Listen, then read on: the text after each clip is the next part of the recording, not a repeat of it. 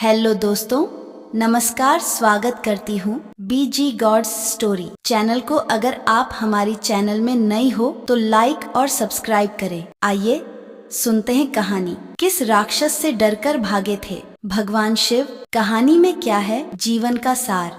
भगवान शिव के बारे में प्रचलित है कि वह थोड़ी सी तपस्या से आसानी से प्रसन्न हो जाते हैं। हालांकि कई ऐसे उदाहरण भी हैं जब किसी ने बड़ा वरदान पाने ने उनकी कठिन तपस्या भी की है। लंकाधिपति रावण ने भी अमृतत्व का वरदान पाने के लिए भगवान शिव को अपने 10 सिर चढ़ा दिए। भगवान शिव से जुड़ी ऐसी ही एक और कहानी है जिसमें एक राक्षस ने शिव जी की घोर तपस्या कर उन्हें प्रसन्न किया था। हालांकि वरदान देकर भगवान शिव खुद ही मुसीबत में फंस गए थे। बाद में भगवान विष्णु ने उन्हें इस मुसीबत से छुटकारा दिलाया था। कहानी के मुताबिक एक बार महर्षि नारद धरती पर घूम रहे थे। रास्ते में उन्हें वृकासुर नाम का राक्षस मिला। नारद मुनि को देखते ही उसने कहा कि मैं आपसे कुछ सलाह लेना चाहता हूँ। आप मुझे बताइए कि ब्रह्मा, विष्णु और महेश में कौन देवता जल्द प्रसन्न हो जाते हैं। महर्षि नारद ने बहुत सोचने के बाद कहा कि वैसे तो तुम तीनों महादेवों में से किसी की भी तपस्या कर सकते हो,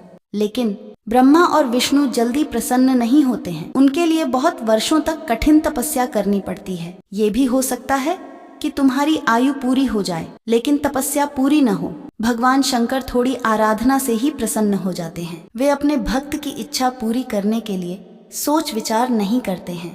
वैसे ही वृकासुर का कठिन तप, शिव जी का प्रसन्न होना। वृकासुर ने भगवान शंकर की आराधना करने का फैसला किया और हिमालय के केदार क्षेत्र में जाकर आराधना करने लगा। यज्ञ, जप, तप, ध्यान सब प्रकार से वह पूजा पाठ करने लगा। कुछ दिनों के बाद उसने सोचा मैं शरीर और प्राण को ही भगवान शिव को अर्पित कर दूंगा।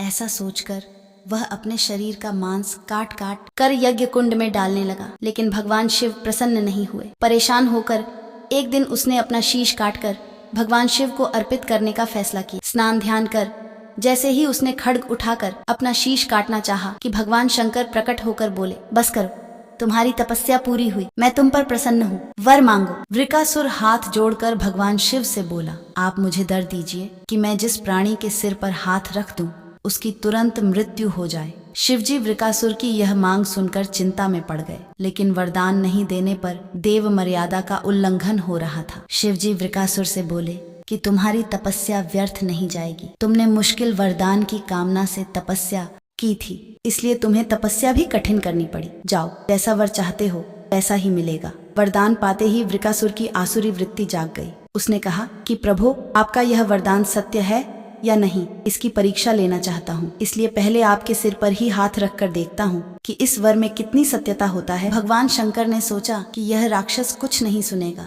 जब वृकासुर शिवजी के सिर पर हाथ रखने के लिए आगे बढ़ा तो वह वहां से भागने लगे। इस पर वृकासुर का क्रोध बढ़ गया। वह पीछा करते हुए चिल्लाया कि महर्षि नारद की तरह आपने भी मुझसे छल किया है। वरदान की परीक्षा से डरकर क्यों भाग रहे हैं? शिवजी भूमंडल छोड़कर देवलोक तक भागते रहे और वृकासुर भी उनका पीछा करता रहा। अंत में भगवान शिव विष्णु लोक पहुँचे और विष्णु जी को अपनी परेशानी बताई। विष्णु जी ने हंसकर कहा कि कुछ भी हो, आपके वरदान की सत्यता तो सिद्ध करनी ही होगी। भगवान विष्णु ने योग माया से एक वृद्ध तेजस्वी ब्रह्मचारी का स्वरूप बनाया और वृकासुर की ओर चल पड़े। भगवान विष्णु को जब वृकासुर आता हुआ दिखाई दिया तो उन्होंने आगे बढ़कर उसे प्रणाम किया। उन्होंने वृकासुर से कहा कि असुर राज कहाँ भागे जा रहे हैं? लगता है कि आप बहुत थक गए हैं, शरीर को थोड़ा आराम दीजिए। आप सब प्रकार से समर्थ हैं, फिर भी मेरे योग्य कोई काम हो तो बताइए। अक्सर लोग अपने मित्रों और सहायकों से ही अपने काम पूरा करा लेते हैं।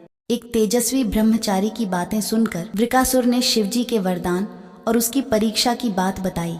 इस पर ब्रह्मचारी हंसा और कहा कि तुम किसके वरदान की परीक्षा लेना चाहते हो? शिवजी का तो अपना कोई घर ही नहीं है, वह खुद भूतों प्रेतों के साथ घूमते रहते हैं। वह भला किसी को क्या वर देंगे? वर देने वाले तो ब्रह्मा और विष्णु ही हैं। विष्णु जी ने वृकासुर से कहा कि तुम्हें वरदानी होना था तो ब्रह्मा या विष्णु की आराधना करनी चाहिए थी। शिव जी के पीछे बेकार दौड़ रहे हो। वरदान देने वाला तो खुद इतना शक्तिशाली होता है कि उसके वरदान का असर खुद उस पर नहीं हो सकता है। उन्होंने तो तुम्हें झूठ मूठ का वरदान दिया है। तुम्हारी तपस्या बेकार चली गई। ब्रह्मचारी की बात सुनकर वृकासुर निराश हुआ, उसका मनोबल टूट गया। वह कहने लगा कि मुझे तो देवर्षि नारद ने शिव की आराधना करने को कहा था। ब्रह्मचारी ने कहा कि तुमने नारद मुनि पर भरोसा कर लिया। वह तो ऐसे घुमक्कड़ साधु हैं जो सभी को उलटी सलाह ही देते हैं। अगर तुम्हें मेरी बात पर भरोसा नहीं हो तो अपने सिर पर हाथ रखकर देख लो, कैसे शिव ने तुम्हें झूठा वर देकर बहकाया है। वृकासुर का मनोबल बुरी तरह टूट चुका था। उसे ब्रह्मचारी की बात पर भरोसा हो गया